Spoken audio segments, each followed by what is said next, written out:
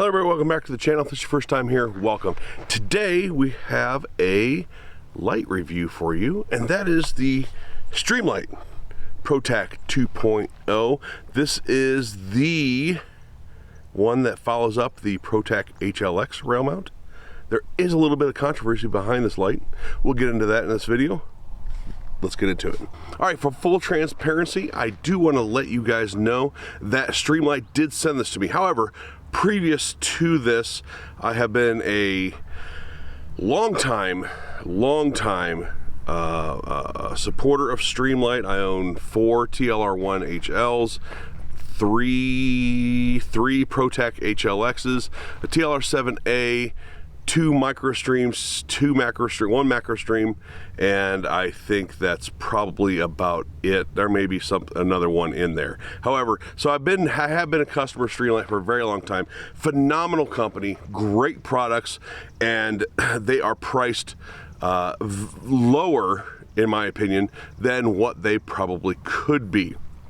But that's part of what Streamlight makes them so popular, is that you're getting a ton of product for the money. But just know that they did send this to me. I got a chance to talk to the guys from Streamlight at GunCon this year, being 2023, and you know, we worked this out. So far, I like the light. I have about 1,000 rounds right in that area on this light, so let's get into it.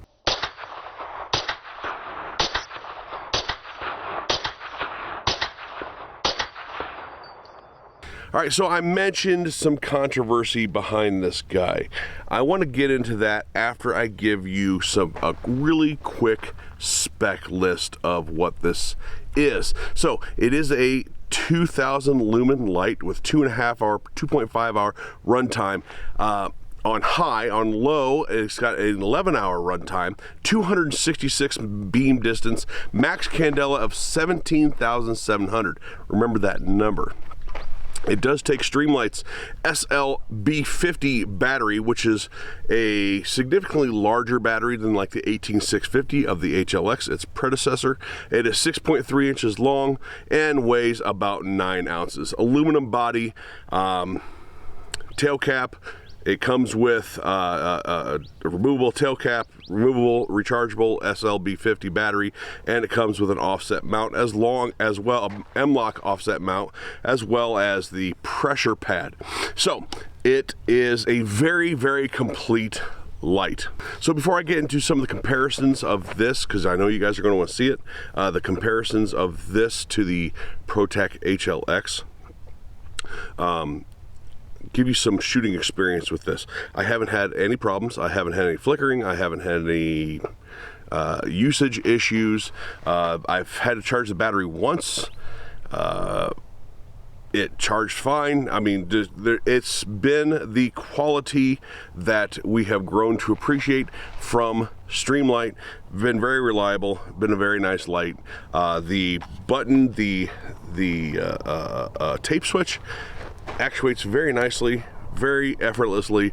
It doesn't have a hard press, not too light of a press where you accidentally bump it. Now, one of the differences is that this is a momentary only pressure pad versus the HLX, which has a full-time on button and a momentary button. However, the full-time button is back here on this little bit different tail cap. Now, some of the controversy surrounding this guy is that it's considerably larger, which I really haven't noticed. Yes, it is considerably larger than the HLX, and even larger yet than the smaller Streamlight rifle light, M600, whatever, Scout, or whatever it is, the shorter one. It is significantly larger than all of those, but I also don't do anything with this end of my rail, so it's not like I've noticed the size difference. It's not heavier in the sense that I've noticed any weight difference. So yes, it is bigger in size, but again, it's not that I do anything with this side of the rail up here, so I haven't really noticed the size difference. That is one of the two things that people commonly bring up when it comes to this light. The second is the candela. Now, to explain candela, the best way I explain candela to people is that a 75 watt light bulb and a 500 lumen flashlight both have the same lumen output. However, if you take the lampshade off of a lamp and just look at the 75 watt light bulb from across the room, you can pretty well do that all day long. I think we can all agree on that. However, the flashlight that gets shined in your face from across the room makes you squint, makes you want to block it, puts pain in your eyes and all that. That is because of the candela of the flashlight. Candela being the focused intensity of the light. And why is that important? Why is lowering the candela on this light from its predecessor such a big deal? Well, they lowered it by about 10,000 lumens. So the HLX has, or I'm sorry, candela. The HLX has 27,000. This has 17,000 and some change. But it comes out to 10,000 candela difference. A rifle light should have reach. A rifle light should not only be blindingly bright, but it should have distance and reach because you are using it on a platform that is made for distance and reach, obviously. Now, have I found that to be a big issue with this light? I've addressed it to this point. Streamlight knows that people are talking about it. Streamlight knows people weren't happy about it, but now that I've addressed it, have I found it to be a significant issue inside of what I would consider to be reasonable shooting distances in the dark? When I mean by reasonable shooting distances in the dark, I'm not talking about IR. I am talking about white light and the ability of white light in realistic shooting conditions at night. So here it is, comparing the two in the dark.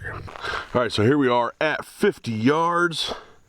So the target's on the right, and I do say targets because if you notice I have a white one and a black one just to give some contrast of what you see at distance. So those are 2/3 steel silhouettes, and then the one way out there is 100 yards, and that is a full-size silhouette out there. So as you can see, it's got spill for days.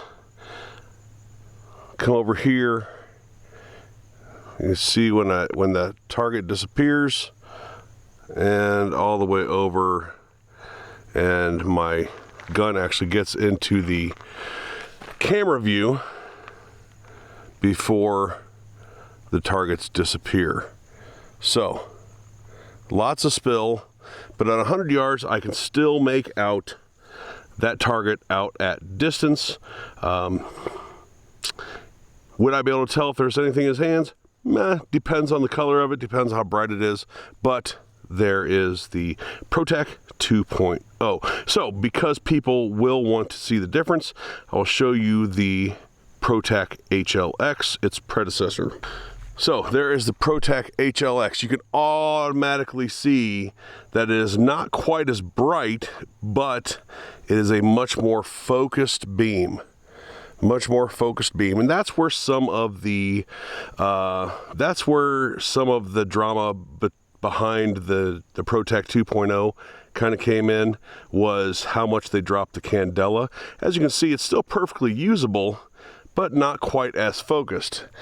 You get not nearly as far from the target when you lose the target either direction on the HLX as you do the 2.0. Here again is the 2.0, and you have a far wider beam, but again still usable at about 100 yards.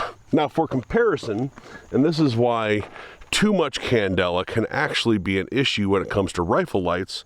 Here's a thrower that I have. I'm not going to mention the name, but as you can see here, it's all candela, and you can see that target downrange at 100 yards very, very well. But you can't see 5 feet to the left or right of it, really. maybe 10 feet to the left or right of it. And those areas are just as important as directly what you're looking at. You do need to see the peripherals, what's on left and right, foreground, and behind the target. So too much candela in any weapon light can be an issue as well. All right, so there's the performance differences that I'm sure people really wanted to see. There are other differences, and I'm going to get into here in a second, but there's the performance differences of the two lights. This one was not quite as focused of a beam, hence the 10,000 less candela. However, still usable at about 100 yards. 100 yards is probably its max. It says 266 meter beam distance. However, I think all companies that give an actual beam distance is giving that in a vacuum. Nothing against Streamlight. Every company does it. It's part of their sales pitch. I don't blame them for it. But as you can see in my shooting video, there's dust particulate in the air. There is no way, I don't care what light you have on here, where I'm shooting, or where I was shooting that footage is the 266 meter beam distance or a 1,000 meter beam distance going to make a difference, because there's so much particulate in the air here with every shot, the dust and dirt that's in the air here. Are you ever going to reach that advertised distance? Again, not a ding against Streamlight, it's just what the earth provides, and that's solids and particulate in the air. So I think that this is very capable at realistic night distances. So while candela is a big factor, I also showed how too much candela can be a negative when it comes to rifle lights. Being too narrow of a pattern, being so focused of a beam you have no peripheral PID, that can also be detrimental, because you don't need to be just focused on your target. You need to be focused on what's one of the rules, safety rules, what's in front, behind, and to the left and right. Be aware of your target, and what's behind it is what most of you have probably heard. So, with too much candela, too tight of a beam, you run into problems. With not enough candela, all spill, you run into distance problems. And I think this has a decent balance. Do I wish it had a little tighter beam than like the HLX with the power behind this, the 2000 lumens? Absolutely. But that does not mean that this is an inusable or otherwise light that's not good. So exterior, we've gone through performance. I think it performs fine. It could be, again, a tighter beam pattern, but it is what it is. Still a very usable light. Exterior differences. It is a significantly larger light than the HLX. However, I think it has more pros to its new design, this design at least, than the HLX does, or than cons. And one of them being the tail cap. I really like the tail cap, and that the fact that the pressure switch now plugs in instead of being permanently wired in. Now, why am I a fan of that? Number one, if something happens to your wire, maybe you suck at cable management, something like that, but you end up with a broken wire, you still have the ability to actuate the light with the push button that's on the back here. Also, you get to remove the tail switch, order a new one, and still have a functioning light, which is something you didn't have with the Protac HLX. You were down a light if your tail cap and switch ever went out. So I think that's a great design upgrade. This really lends itself to left or right side of the gun. You have the push button if you want to actuate the light like this, or you can also have either or. The push button with a partial push is momentary, with a full push is on. Again, or full-time on. Again, the pressure pad is momentary only. The bezel, the head size is roughly the same as the HLX. I think they're exactly the same in size. But again, the body length is a little bit longer and a little bit bigger in diameter. because of the larger battery size. Of course, that larger battery size does give way for its longer runtime. So this has a very, very good runtime. Also, one of the things they've included with this is an offset mount, M-LOK mount, which is not something that the original light came with. The original light, I should say the HLX, its predecessor, you had to mount either directly to the side, it stuck it off a little bit too far, in my opinion, or buy an aftermarket offset mount. This comes with the aluminum M-LOK offset mount, really bringing the light in nice and tight into that 130 position of your rail. So this light also has the 10-tap programming, just like the rest of Streamlight's products, which is really, really nice. It's one of the things that really stands Streamlight out from some other companies, is the ability to program in and out strobe, program in and out lows, program in and out highs. If you just want high-low, just high, oops, I just gave you the finger. Just high, high and strobe, you can program all of that just by tapping the button 10 times, holding it, and going to the next cycle of it. And that along with the build construction of these lights, of all Streamlight products, is one of the things that really sets them out, especially for the price. So in the end, I don't see a problem here. There was a lot of people, including myself, I should say, I want to caveat all of that with, I was very loud about the candela difference in the two lights. I didn't care about anything else, but I thought, what insane person at Streamlight said, let's take our rifle light and drop the candela of it? I thought it was an insane thing to do, and I still think it's an insane thing to do, but this light is super usable nonetheless. Not hiding my feelings about it, I do wish they would have kept the 27,000 plus or higher candela when they made this light.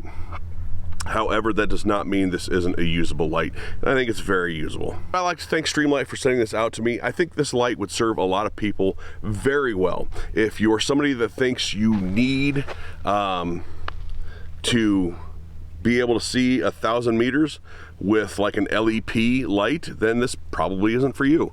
However, the balance of spill and focused beam with this is very nice and very usable. Not too much, not too little. Again, I wish it had a little bit more throw, but that doesn't make the light a bad light. So I'm not an affiliate of Streamlight. I make no money off of it. I will put a couple links down below that if you want to study up more on them, look at the prices and things like that, feel free to do so. YouTube has a weird thing about promoting sales of basically anything firearms related these days. So just understand that if you choose to go and buy this, that's on you. I am not, this is not a sales pitch. Again, I'd like to thank Streamlight for sending this out. Really good light, very useful, very usable. And I think a lot of the upgrades to it are very, very nice. So that's it. Thanks for watching, everybody. Don't forget to hit like, share, and subscribe. If you want to become a member of the channel and support the channel further, you can do that. You get members only posts, other members only various things like previews, video previews, and things like that. I appreciate the support out there. To all my Ko-Fi members and channel members, you guys are awesome. Thank you, and we'll talk to you later.